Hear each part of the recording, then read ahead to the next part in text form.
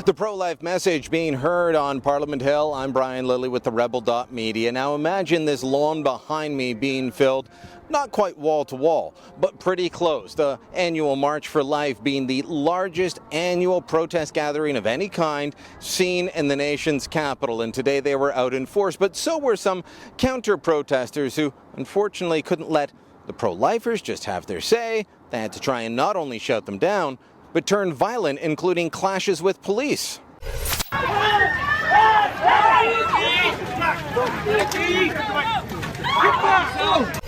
As I said, the size of that crowd paling in comparison to the pro-life crowd here. A diverse crowd of young, old, all walks of life. Rebel.media's William Hadrian stopping by to talk to many of them, find out why they're here. Many people think, it's older women like priests, nuns, and who want to get their opinions. But I think it's important that the voice for the unborn are heard.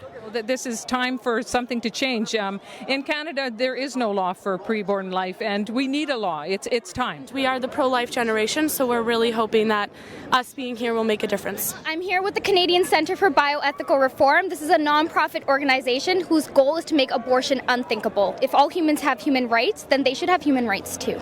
Yeah, we brought the March for Life to Canada after we noticed how successful it was in Washington, in the States.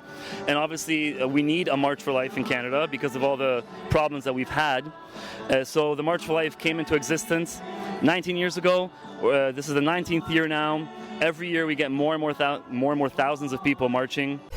The unfortunate part is this is, for the most part, falling on deaf ears. Even within the Liberal Party, where there used to be pro-life MPs, they've been told that they've got to be silent, and even stronger language than Stephen Harper used with the Conservatives. You've got the assisted suicide legislation passing and going through, something that was talked about extensively here at the march today.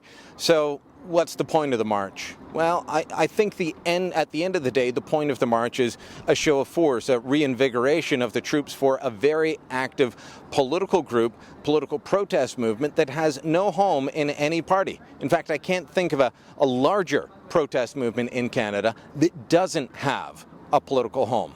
Between now and the next march, I'm sure they'll be active in many ridings across the country. So many groups coming forward now from whether it's the Catholic school kids coming out, the Atheists for Life, the Humanists for Life, different splinter groups, the Canadian Centre for Bioethical Reform, right now doing a poll showing that the majority of Canadians want some restrictions. All of these different groups are going to go forth from this march and get active again in their communities. It's what we do as Canadians, and you don't have to agree with their message. You don't have to agree with their point of view, but it's how the democratic process works.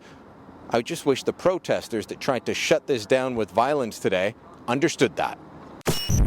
Thanks for watching. Click here to never miss a Rebel update. Want even more of the Rebel? Well, click here to become a premium member.